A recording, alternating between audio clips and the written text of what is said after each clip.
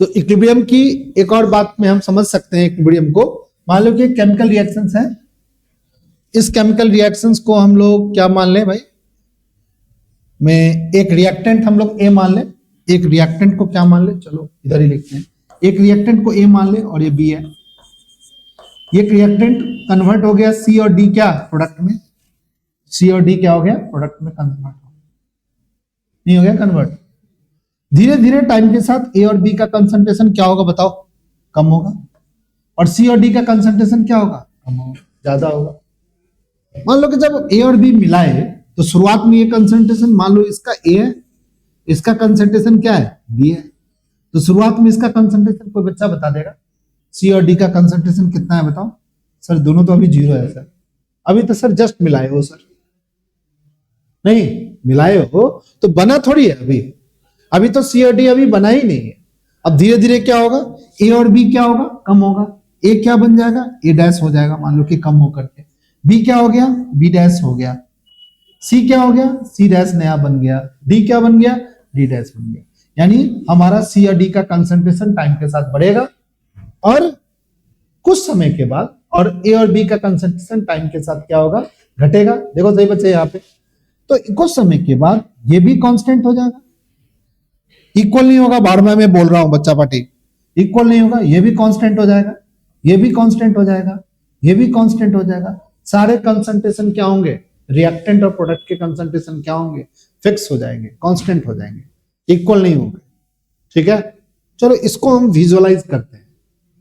Visualise मतलब graph पे बनाते हैं। ग्राफ पे बनाने के लिए थोड़ा सा ऐसे समझ लेते हैं, सही बच्चे मेरे साथ बनाएंगे। मान लो कि ये रिएक्टेंट है और ये क्या है बताओ, प्रोडक्ट है। रिएक्टेंट प्रोडक्ट में कन्वर्ट हो रहा है, इसका ग्राफ बनाना है।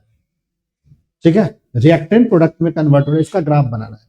रिएक्टेंट का कंसंट्रेशन कुछ होगा, प्रोडक्ट का कंसंट्रेशन शुरुआत में क्या है, 0 है। अभी रिएक्टेंट प्रोडक्ट बन रहा है, इसका ग्राफ बनाना है। कैसे बनाएंगे, ये टाइम एक्सिस ले लिया और ये हमारा रिएक्टेंट का कंसंट्रेशन का एक्सिस ले लिया।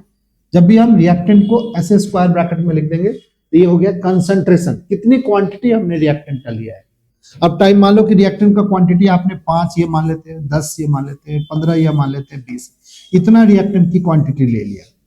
अब रिएक्टेंट की क्वांटिटी टाइम के साथ क्या करना है भाई, कम करना है। ठीक है, चलो टाइम के साथ कम करेंगे तो ग्राफ कैसे आएगा भाई, सर नीचे आएगा ना। तुमको सर स्ट्रेट लाइन नहीं बनाओ, स्ट्रेट लाइन नहीं बनता है, कर्व लाइन बनती है। सुनो सही बच्चे, ये आ गई। अब देखोगे कि ये रिएक्टेंट का कंसंट्रेशन इस पॉइंट पर, रिएक्टेंट का कंसंट्रेशन ये फिक्स हो गया। अब इसका इससे ज्यादा कम नहीं हो रहा है। ये रिएक्टेंट का कंसंट्रेशन क्या हो गया भाई, फिक्स हो गया। ठीक है, अब क्या होगा, प्रोडक्ट का ग्राफ बनाएंगे। प्रोडक्ट कहां था भाई, 0 पर था प्रोडक्ट पहले, तो प्रोडक्ट 0 पर था। धीरे धीरे प्रोडक्ट का ग्राफ क्या होगा, बढ़ेगा, ऊपर उठेगा ग्राफ का, और देखोगे प्रोडक्ट का ग्राफ यहां पर जाने के बाद प्रोडक्ट भी क्या हो गया बताओ, फिक्स हो गया। तो प्रोडक्ट का ग्राफ कितना, यहाँ पर फिक्स हुआ प्रोडक्ट, यहाँ पर क्या होगा रिएक्टेंट, तो प्रोडक्ट कितना बन गया भाई, प्रोडक्ट इतना बन गया। अगर हम पूछें रिएक्टेंट कितना है तो रिएक्टेंट इतना है, और पूछें प्रोडक्ट कितना है तो तुम कहोगे सर ये प्रोडक्ट कितना है। क्या दोनों का कंसंट्रेशन बराबर है? ठीक है, क्या बराबर है?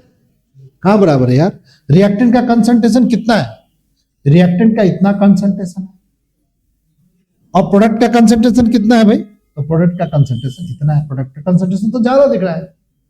अब क्या होगा, टाइम जैसे जैसे बीतेगा रिएक्टेंट का कंसंट्रेशन कांस्टेंट रहेगा और प्रोडक्ट का भी कंसंट्रेशन क्या होगा, ये जो टाइम है, ये जो टाइम है इसको हम बोलेंगे इक्विलिब्रियम टाइम। क्या बोलेंगे इसको, इक्विलिब्रियम टाइम।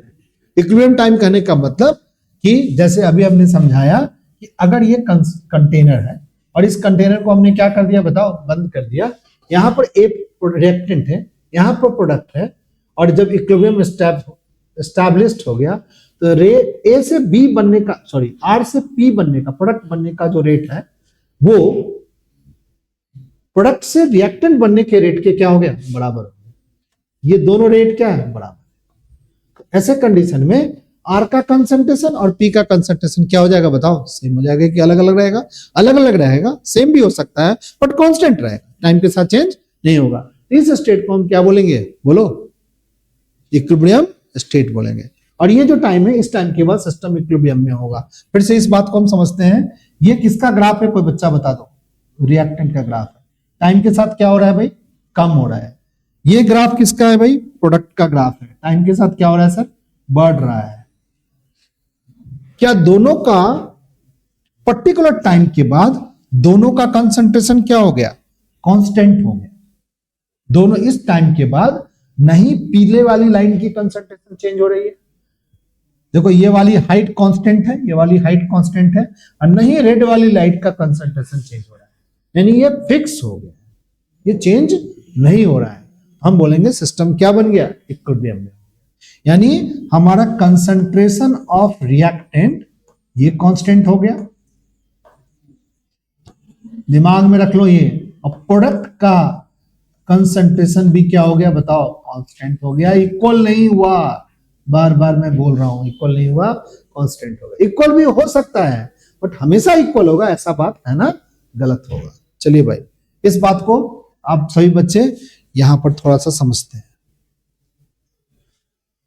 सुनो सभी बच्चे,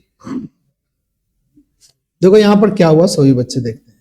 देख रहे हो, ये कुछ एक फिगर दिया हुआ है, एनसीईआरटी बुक का ये फिगर है।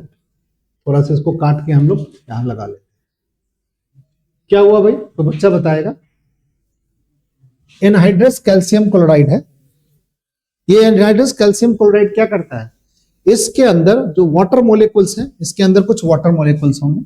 एनहाइड्रस मतलब सूखा हुआ कह सकते हो, ड्राई, जिसमें कैपेबिलिटी होता है वाटर मोलिकुल्स को सक कर लेने।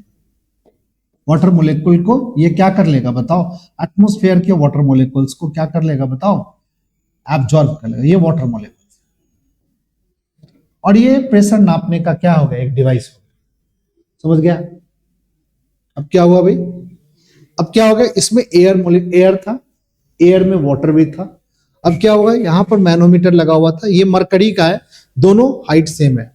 तो बताओ यहाँ का प्रेशर, ये जो प्रेशर है और ये वाला प्रेशर क्या है, सेम है कि अलग अलग है, सेम है। हॉरिजॉन्टल लेवल पर प्रेशर क्या होता है, सेम होता है। सही बच्चा, हॉरिजॉन्टल लेवल पर पास्कल लॉ पढ़ा था ना, ये पास्कल लॉ पढ़ा था कि हॉरिजॉन्टल लेवल पर प्रेशर क्या होती है भाई, सेम होती है। यहाँ पर प्रेशर सेम है।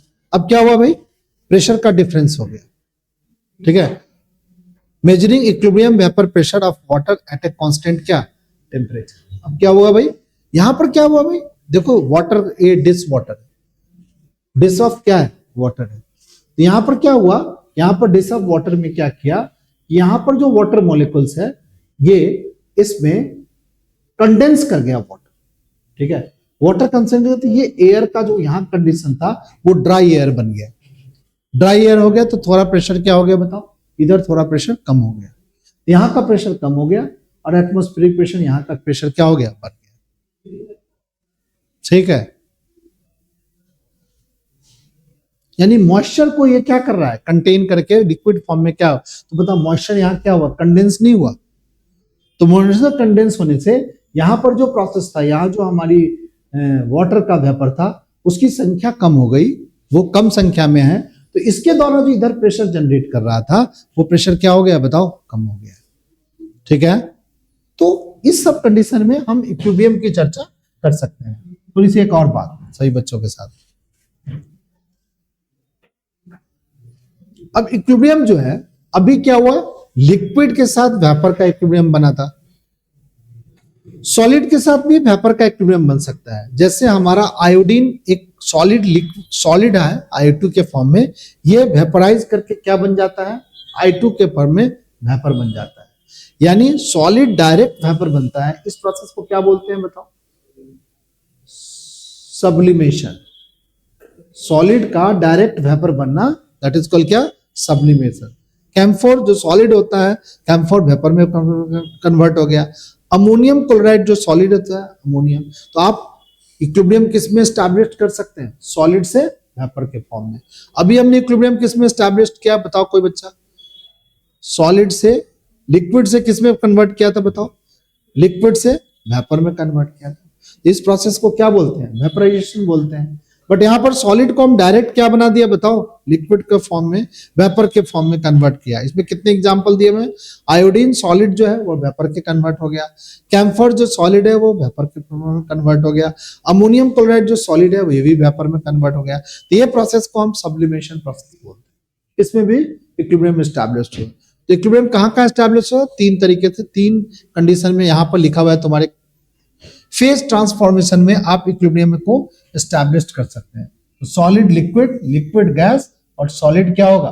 गैस के फॉर्म में हम फेज ट्रांसफॉर्मेशन कर करके, तो सॉलिड से लिक्विड बनना क्या कहलाता है? इसको फ्यूजन। लिक्विड से गैस बनना क्या कहलाता है भाई? वेपराइजेशन। सॉलिड से गैस बनना क्या कहलाता है भाई? सब्लिमेशन कहलाता है। ठीक है, समझ रहे हैं? चलिए चलिए, इतनी बात समझ गया सब बच्चे? चलो अब छोटी सी एक और बात, मान लो कि एक पानी ले लिया, उसमें चीनी डिसॉल्व करना शुरू किया।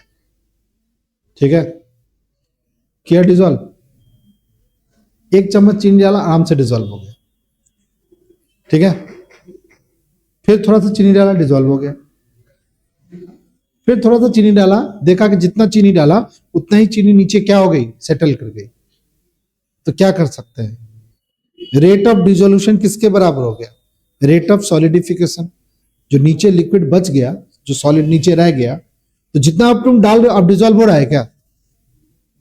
अब डिसॉल्व होना बंद हो गया? नहीं, डिसॉल्व होना बंद हो गया। भाई पानी के अंदर हमने क्या डाला? पहले हमने थोड़ा सा शुगर डाला, थोड़ा सा चीनी डाला, तो पानी क्या किया? उस चीनी को क्या कर लिया भाई? डिसॉल्व कर लिया। चलो भाई, बट तुम एक समय देखोगे कि तुमने पानी में जब चीनी डालना शुरू किए तो पहले तो डिसॉल्व हो रहा था पानी के अंदर चीनी, कोई दिक्कत नहीं भाई, डिसॉल्व हो जा रहा है, डिसॉल्व हो जा रहा है, डिसॉल्व हो जा रहा है पानी के मोलिक्यूल। बट अब जो पानी की चीनी डाली, एक डाला और एक क्या हो गया? नीचे सेटल कर गया। अब दूसरा भी हम डाल रहे हैं तो दूसरा भी देखा हमें सेटल कर गया। अब पानी इसमें, अब उसमें चीनी क्या हो रहा है? डिसॉल्व नहीं हो रहा है। हम कहेंगे सिस्टम क्या हो गया? इक्विलिब्रियम। मान लो कि इसमें पहले से, इसमें चीनी कितने थे भाई?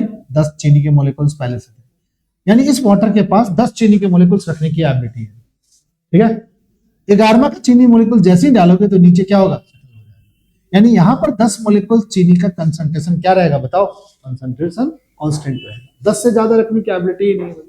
तो 11 जैसे डाला तो वो नीचे क्या हो गया? क्रिस्टलाइज हुआ। तो हम कह सकते हैं कि डिसॉल्व करने की एबिलिटी और प्रेसिपिटेट होने की एबिलिटी दोनों सेम हो गया। एक डिसॉल्व हुआ, एक प्रेसिपिटेट हो गया, एक डिसॉल्व हो गया, एक प्रेसिपिटेट हो गया।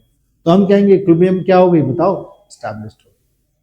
अब बताओ, इस चीनी में, इस पानी में और चीनी तुम्हें डिसॉल्व करने का मन है, कैसे डिसॉल्व करोगे? बताओ, पानी को थोड़ा गर्म कर दोगे, पानी को थोड़ा गर्म करोगे, चीनी और डिसॉल्व होगी। ये जो सेटल डाउन चीनियां थी, वो सभी चीनी क्या होगा? इस गर्म पानी में क्या हो जाएगा? डिसॉल्व हो जाएगा। नहीं हो जाएगा? इस गर्म पानी में हमारी क्या होगी? ज्यादा चीनी डिसॉल्व होता है। ठीक है, डिसॉल्व होना शुरू हो जाएगा। एक पर्टिकुलर समय के बाद क्या डिसॉल्व होता ही रहेगा? ठीक है, नहीं यार, एक पर्टिकुलर समय के बाद डिसॉल्व करने की एबिलिटी क्या हो जाएगी? बंद हो जाएगी। ठीक है, अब कितना भी गर्म करोगे डिसॉल्व नहीं होगा। तो जिस समय डिसॉल्व करना बंद कर दिया, मान लो कि एक डाला और ये सेटल हो गया, फिर दूसरा डाला, सेटल हो गया, तीसरा डाला, सेटल हो गया, चौथा डाला, सेटल हो गया। तो इस सॉल्यूशन, ये जो सॉल्यूशन बना हुआ है अभी, इसमें एक डालते एक साथ, इसको बोलते हैं सैचुरेटेड सॉल्यूशन। सैचुरेटेड सॉल्यूशन, ये सैचुरेटेड सॉल्यूशन है। यानी सिस्टम में यहां पर हमारे जो शुगर का जो क्वांटिटी है वो फिक्स रखे हुए हैं। अब जैसे ही थोड़ा भी बड़ा करते हैं तो वो नीचे क्या हो रहा है? सेटल डाउन हो रहा है। और इस स्टेट को सैचुरेटेड, इस सॉल्यूशन को सैचुरेटेड, और इस स्टेट को बोलेंगे इक्विलिब्रियम स्टेट। इक्विलिब्रियम स्टेट, इस स्टेट को क्या बोलेंगे? इक्विलिब्रियम स्टेट बोलेंगे। ये सब कुछ बातें इक्विलिब्रियम से रिलेटेड बातचीत हुई हम लोग। अब बता लो, किसी लिक्विड में, मान लो कि वाटर ही ले लेते हैं, वाटर में कोई गैस डिसॉल्व होता है? बोलो यार, वाटर में कोई गैस डिसॉल्व होता है? हाँ भाई, ऑक्सीजन डिसॉल्व होता है। वाटर में ऑक्सीजन गैस डिसॉल्व होता है, तभी तो एक्वाटिक लाइफ सर्वाइव करती है पानी के अंदर। वाटर के अंदर हमारा क्या होती है? ऑक्सीजन डिसॉल्व होता है। ये लोग ऑक्सीजन, बहुत सारे ऑक्सीजन क्या हो गए बताओ, इसमें डिसॉल्व हो, ज्यादा नहीं होता है बट होता है डिसॉल्व। अब मान लो कि इसके ऊपर ऑक्सीजन भी होगा, इसके ऊपर भी ऑक्सीजन है,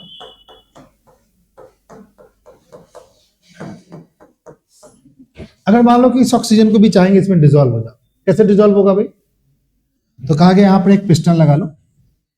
इस पिस्टन को लगा करके, हेनरी ने ये बताया, इस पिस्टन, ये जो पिस्टन है, ये पानी का इंटरफेस है और इसके ऊपर क्या है, ऑक्सीजन है, एयर मोलिकुल्स है, इसमें कुछ ऑक्सीजन है।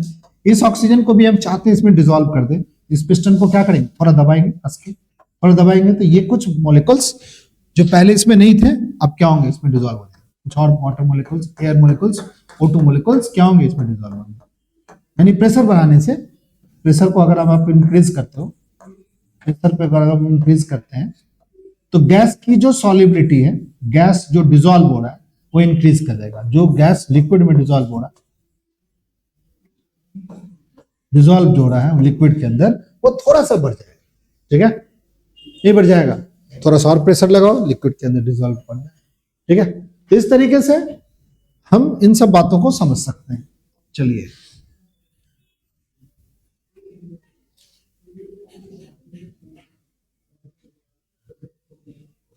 चलिए इस ग्राफ को थोड़ा हम लोग समझते हैं। क्या है ये ग्राफ, से बच्चे बताएगा कोई बच्चा, क्या है ये ग्राफ? रिएक्टेंट का ग्राफ कौन सा कलर का है? रेड कलर का है। रेड कलर का रिएक्टेंट का ग्राफ। टाइम के साथ ये एक्सिस पर क्या है, कंसंट्रेशन। टाइम के साथ कंसंट्रेशन क्या हो रहा है, घट रहा है। प्रोडक्ट का कंसंट्रेशन क्या होगा, जीरो से स्टार्ट होते होते बढ़ रहा है। एक जो डॉटेड लाइन है इस पर कौन सा एक्सिस है, टाइम एक्सिस है। टाइम एक्सिस के बाद बताओ ये किसका ग्राफ हो गया, प्रोडक्ट का ग्राफ। इस प्रोडक्ट का जो ये वाला पॉइंट है, इस पॉइंट पर प्रोडक्ट का कंसंट्रेशन क्या हो गया, फिक्स हो गया। रिएक्टेंट का भी कंसंट्रेशन क्या हो गया, प्रोडक्ट का भी कंसंट्रेशन फिक्स हो गया। रिएक्टेंट का भी कंसंट्रेशन क्या हो गया बताओ, फिक्स हो गया। नहीं हो गया, कांस्टेंट हो गया। सिस्टम क्या हो गया बताओ। यहां तक अगर हम इस ग्राफ को देखें तो ये सब ग्राफ में क्या होगा, कंसंट्रेशन बढ़ रहा है, बढ़ रहा है, बढ़ रहा है, बढ़ना बंद हो गया भाई। घट रहा है, घट रहा है, घट रहा है, घट रहा है, घट रहा है, घट रहा है, फिर क्या हो गया, घटना बंद हो गया। इस पॉइंट के बाद देख रहे हैं कि हमारे सिस्टम में रिएक्टेंट का कंसंट्रेशन ग्राफ, रिएक्शन का भी कंसंट्रेशन क्या हो रहा है, कांस्टेंट हो गया। प्रोडक्ट का भी कंसंट्रेशन कांस्टेंट हो गया। तो हम कहेंगे सिस्टम क्या हो गया भाई, इक्विलिब्रियम स्टेट पे चला गया। यानी सिस्टम के इक्विलिब्रियम स्टेट पे जाने पे रिएक्टेंट और प्रोडक्ट का क्या होता है बताओ कोई बच्चा, कंसंट्रेशन कांस्टेंट हो जाता है, नहीं बदलता है। और अगर चेंज इन रिएक्टेंट के कंसंट्रेशन की बात करेंगे और चेंज इन प्रोडक्ट के कंसंट्रेशन की बात करेंगे, किस कंडीशन पे, एट इक्विलिब्रियम पे क्या होगा कोई बच्चा बताएगा, जीरो होगा। कोई कंसंट्रेशन में चेंज नहीं होगा क्योंकि कांस्टेंट हो गया है। इतनी बात तो सब बच्चों को समझ में आ गया हो, ठीक है।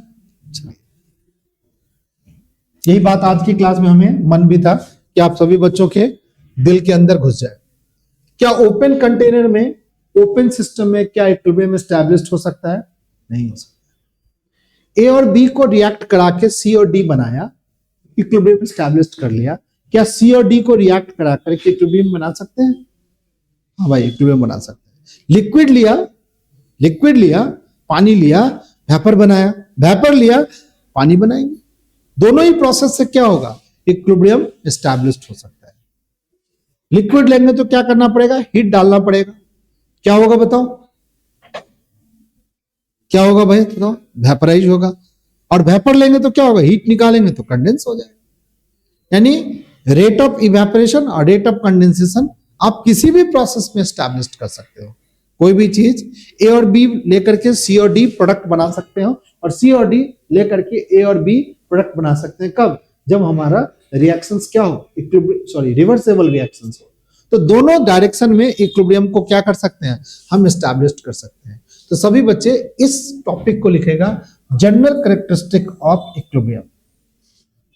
इस बात को लिख जाओ अपने अपने कॉपी में सभी बच्चे। General characteristic of equilibrium theory है, लिख जाइए सभी बच्चे। थ्योरी पूछ सकता है आपके एग्जाम में, तो आप लिख दीजिएगा। क्या क्या लिखा हुआ है थोड़ा एक बार मैं पढ़ देता हूं।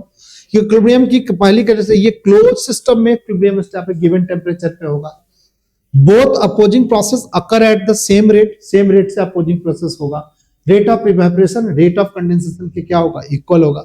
All measurable property of system remain constant. सारे मेजरेबल प्रॉपर्टी क्या होगी, कांस्टेंट होगी। प्रेशर, टेम्परेचर, कंसंट्रेशन सब कांस्टेंट होगा। When equilibrium is attained for the physical process, its characteristic of constant value of one of the parameter is given in temperature. Table 6.3 lists such a quantity. The quantity of such The magnitude of such quantity as any state indicates the extent to which the process has proceed before equilibrium reach. ये दो बात की चीज हम लोग next class में भी करेंगे, बट अभी हम लोग ये समझ लें all measurable property of system remain constant, both the opposing process occur at the same rate, यानी rate of evaporation rate of condensation क्या होगा, सेम रेट से होगा, और इक्विलिब्रियम किसमें होगा, क्लोज कंटेनर में एस्टैब्लिश्ड होगा। अगर आपसे पूछेगा कि general characteristic equilibrium involving physical process में, तो आप ये बात क्या कर सकते हो, लिख लेना। कोई ग्राफ के थ्रू एक्सप्लेन करेगा तो आप ग्राफ में रिएक्टेंट का ग्राफ टाइम के साथ बढ़ा दीजिएगा, प्रोडक्ट का ग्राफ टाइम के साथ रिएक्टेंट का ग्राफ टाइम के साथ घटा दीजिएगा, प्रोडक्ट के साथ टाइम का ग्राफ क्या कर दीजिएगा, बढ़ा दीजिएगा, और एक पर्टिकुलर टाइम पर इक्विलिब्रियम एस्टैब्लिश करवा दीजिएगा। कब, जब आपका क्या हो, ये और ये पॉइंट जो हो कांस्टेंट हो जाए, फिक्स हो जाए। तो आज की क्लास में हम लोग इतना ही रखेंगे, नेक्स्ट क्लास में फिर पढ़ेंगे।